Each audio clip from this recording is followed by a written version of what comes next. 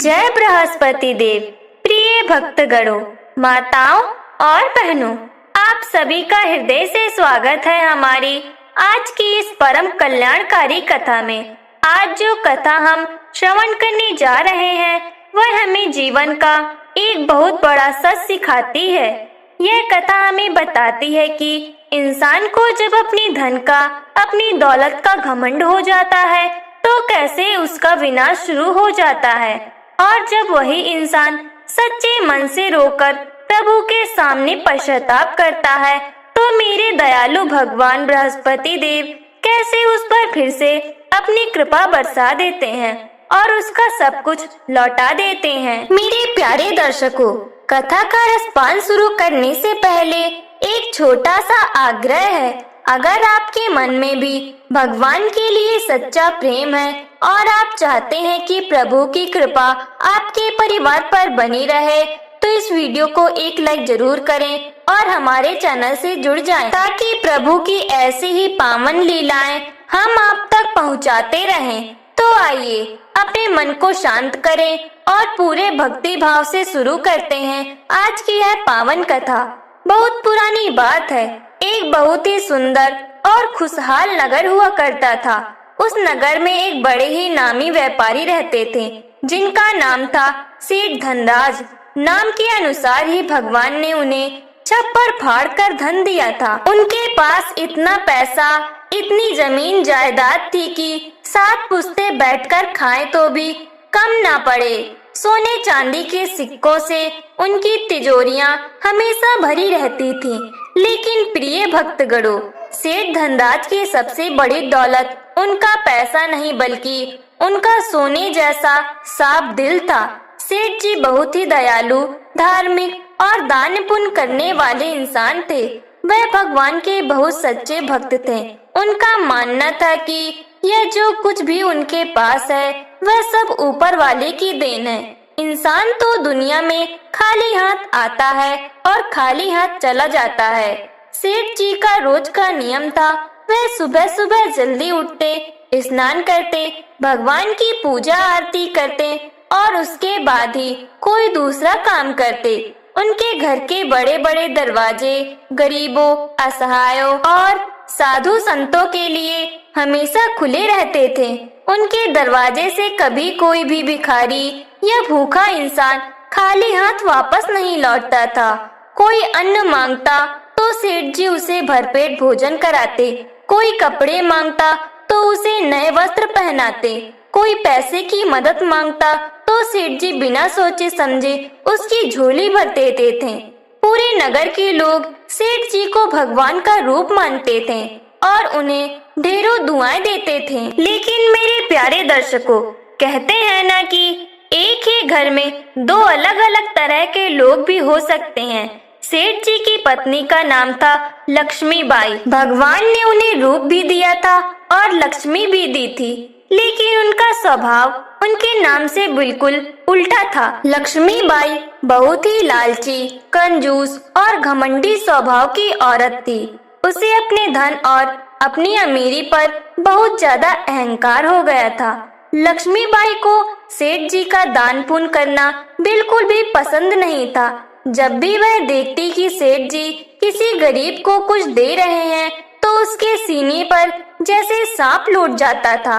उसे लगता कि ये सारे गरीब और भिखारी मुफ्तखोर हैं जो उनके पति की मेहनत की कमाई को लूटने आ जाते हैं। वह दिन भर बस अपनी तिजोरियों के ताले चेक करती रहती और अपने गहनों को निहारती रहती। उसे भगवान की पूजा पाठ में भी कोई खास दिलचस्पी नहीं थी। एक दिन की बात है, माताओं और बहनों, सुबह का समय था। सेठ धनराज अपने घर के दालान में बैठे थे। उनके सामने कुछ गरीब और लाचार लोग खड़े थे। एक बूढ़ी औरत रोते हुए सेठ जी से कह रही थी, सेठ जी, घर में कई दिनों से अन्न का एक दाना नहीं है। बच्चे भूख से तड़प रहे हैं, कुछ मदद कर दीजिए, भगवान आपका भला करेगा। सेठ जी का दिल पसीज गया। उन्होंने तुरंत अपने मुनीम को बुलाया और कहा, मुनीम जी, इस माई को बोरी भर के अनाज दे दो और कुछ पैसे भी दे दो ताकि यह अपने बच्चों का पेट भर सके। मुनीम जी अभी अनाज लेने जा ही रहे थे कि तभी वहाँ लक्ष्मीबाई आ गई। लक्ष्मीबाई की आंखें गुस्से से लाल हो रही थी। उसने चिल्लाते हुए कहा, रुक जाओ मुनीम, कोई अनाज नहीं जाएगा इस घर से बाहर। फिर वह सेठ जी की तरफ मुड़कर कड़वी आवाज में बोली, आपने तो इस घर को धर्मशाला बना रखा है। जो भी मुंह उठाकर आता है आप उसे खैरात बांटने लगते हैं। क्या ये दौलत पेड़ों पर लगती है? दिन रात बस लुटाते रहते हैं। एक दिन आप इस घर को सड़क पर लाकर ही छोड़ेंगे। सेठ जी बहुत शांत स्वभाव के इंसान थे। उन्होंने मुस्कुराकर बहुत ही प्यार से अपनी पत्नी को समझाया, भाग्यवान, ऐसा क्यों कहती हो? यह सब धन दौलत तो उसी परम पिता परमेश्वर की दी हुई है। हम तो सिर्फ एक जरिया हैं। अगर प्रभु ने हमें दूसरों की मदद करने लायक बनाया है तो हमें पीछे नहीं हटना चाहिए।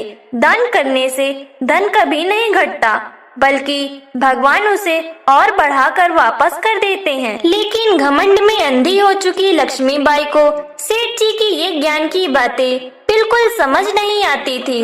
उसने पैर पटकते हुए कहा, मुझे कोई ज्ञान मत दीजिए, मैं ये सब मुफ्तखोरी अपने घर में नहीं चलने दूंगी।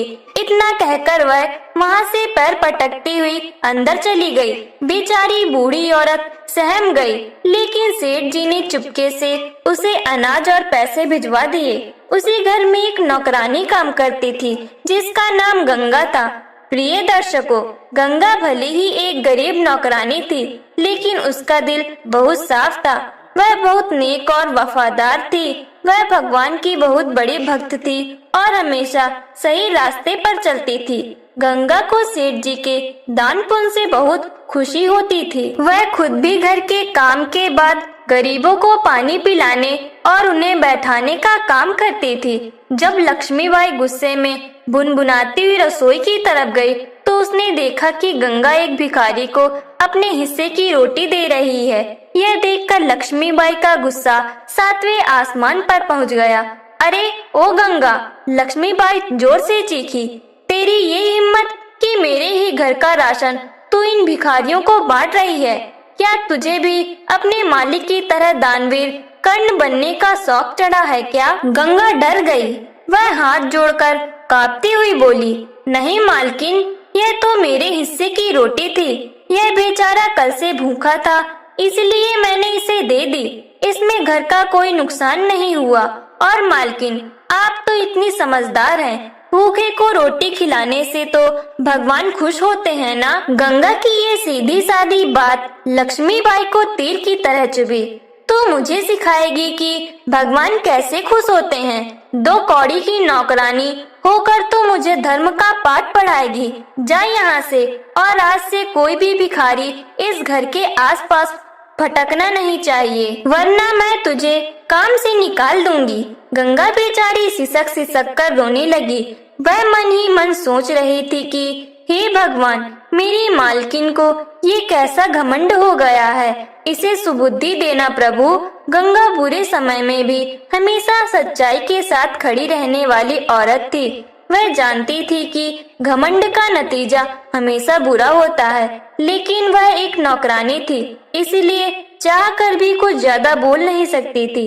दिन बीतते जा रहे थे, लेकिन माताओं और बहनों, लक्ष्मीबाई का लालच और अहंकार दिन ब दिन बढ़ता ही जा रहा था। उसे अब सेठ जी का दान करना एक आंख नहीं सुहाता था। उसने घर के नौकरों को सख्त हिदायत दे दी थी कि जब भी सेठ जी घर पर ना हो तो कोई भी साधु संत या भिखारी दरवाजे पर आए तो उसे धक्के मारकर भगा दिया जाए। एक दिन सेठ धनराज को व्यापार के सिलसिले में किसी दूसरे नगर जाना पड़ा। उनके जाने के बाद लक्ष्मीबाई बहुत खुश हुई। उसने सोचा, चलो आज अच्छा है, अब कम से कम कुछ दिन तो मेरे घर का धन इन भिखारियों में नहीं बटेगा।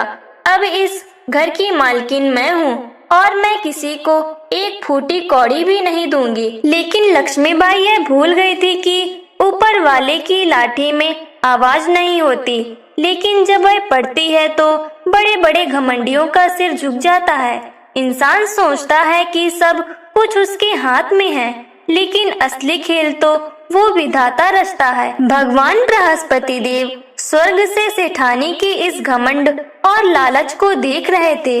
प्रभु ने सोचा कि अब समय आ गया है कि इस सेठानी के अहंकार को तोड़ा जाए और इसे जीवन की असल सच्चाई का पाठ पढ़ाया जाए। प्रभु की लीला अपरंपार है। उन्होंने तय कर लिया था कि वे खुद सेठानी की परीक्षा लेंगे। प्रिय दर्शकों, उसी दिन दोपहर के समय जब सूरज सिर पर तप रहा था, भगवान बृहस्पति देव एक बहुत ही बूढ़े और कमजोर साधु का भेष बनाकर सेठ जी के दरवाजे पर आ पहुँचे।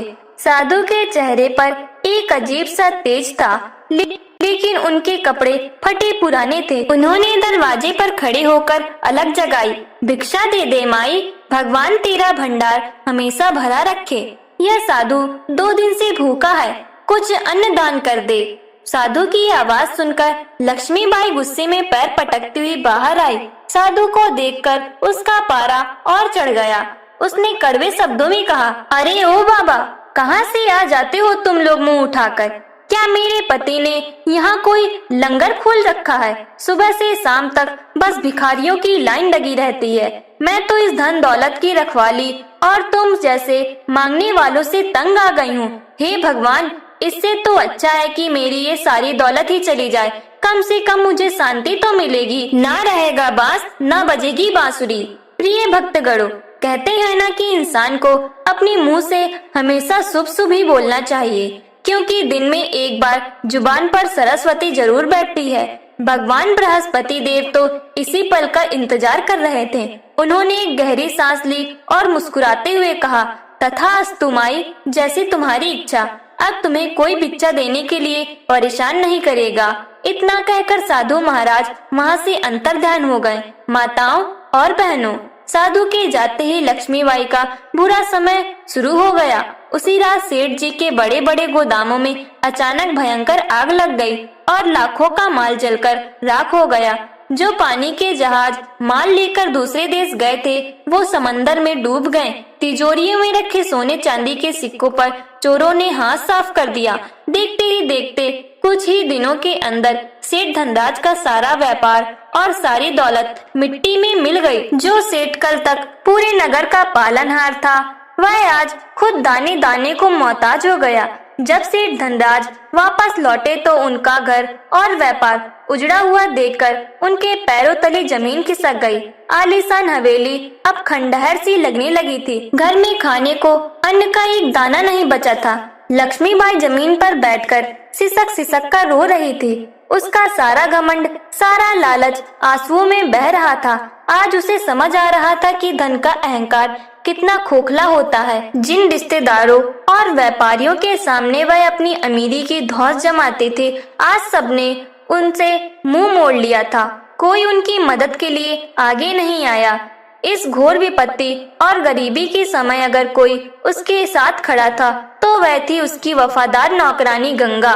गंगा ने उनका साथ नहीं छोड़ा। वह आस पड़ोस के घरों में बर्तन मांजती, झाड़ू पोछा करती और वहां से जो सूखी रोटियां या थोड़ा बहुत अनाज मिलता वह लाकर सेठ और सेठानी को खिलाती। गंगा लक्ष्मीबाई को ढांढस बंधाती और कहती, रोइए मत मालकिन, मेरे राम जी सब ठीक करेंगे। अच्छे दिन नहीं रहे तो ये बुरे दिन भी कट ही जाएंगे। एक दिन लक्ष्मीबाई अपनी इस दुर्दशा पर फूट फूट कर रो रही थी। तभी वहां उसकी बड़ी बहन सरस्वती उससे मिलने आई। सरस्वती बहुत ही समझदार, शांत और धार्मिक विचारों वाली महिला थी। अपनी बहन की यह हालत देखकर सरस्वती की आंखों में भी आंसू आ गए। उसने लक्ष्मीबाई को गले से लगा लिया। लक्ष्मीबाई रोते हुए बोली, दीदी, ना जाने मुझसे कौन सा पाप हो गया। मैंने अपने ही हाथों अपना सब कुछ उजाड़ लिया। मेरे लालच और घमंड ने मेरे पति को सड़क पर ला दिया है। एक साधु बाबा आए थे, मैंने उनका बहुत अपमान किया था। मुझे बचा लो दीदी, मैं इस पाप का प्रायश्चित करना चाहती हूँ। सरस्वती ने उसे प्यार से चुप कराया और बोली, मेरी भोली बहन, जब इंसान को धन का घमंड हो जाता है तो उसका विनाश ऐसे ही शुरू हो जाता है। तूने साक्षात भगवान बृहस्पति देव का अपमान किया है, लेकिन तू नाराज मत हो। हमारे भगवान बहुत दयालु हैं। जब इंसान सच्चे मन से पश्चाताप करता है तो भगवान उसे माफ भी कर देते हैं और उसका सब कुछ लौटा भी देते हैं। लक्ष्मीबाई ने हाथ जोड़कर पूछा, दीदी मुझे बताओ मैं क्या करूं? मैं कैसे अपने प्रभु को मनाऊं? सरस्वती ने उसे सही रास्ता दिखाते हुए कहा, बहन तू कल से ही गुरुवार का व्रत करना शुरू कर। भगवान बृहस्पति देव की सच्चे मन से पूजा कर। चने की दाल, मुनक्का और पीले फूलों से भगवान की आराधना कर। केले के पेड़ की पूजा कर और कथा सुन। और सबसे बड़ी बात, अपने मन से लालच और अहंकार को हमेशा के लिए निकाल दे। जो भी थोड़ा बहुत रूखा सूखा हो उसमें से भी पहले किसी भूखे को दान कर दे, फिर खुद खा। मेरे प्यारे दर्शकों, अगले ही गुरुवार से लक्ष्मीबाई ने सरस्वती के बताए अनुसार व्रत रखना शुरू कर दिया। उसने सुबह उठकर स्नान किया, पीले वस्त्र पहने और गंगा के साथ मिलकर केले के पेड़ की पूजा की।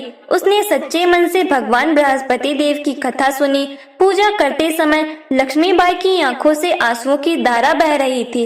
वह बार बार हाथ जोड़कर कह रही थी, हे दयानिधान, हे बृहस्पति देव, मुझ अज्ञानी और लालची को क्षमा कर दो प्रभु। मेरा अहंकार मेरे ही गले की फांसी बन गया, मुझे माफ कर दो मेरे नाथ। सेठ धनराज भी अपनी पत्नी के साथ पूरी भक्ति और श्रद्धा से भगवान की प्रार्थना करने लगे।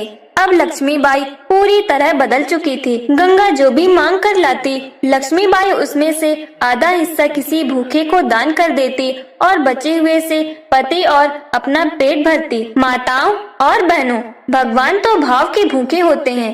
लक्ष्मीबाई का सच्चा पश्चाताप देखकर भगवान बृहस्पति देव का हृदय पिघल गया।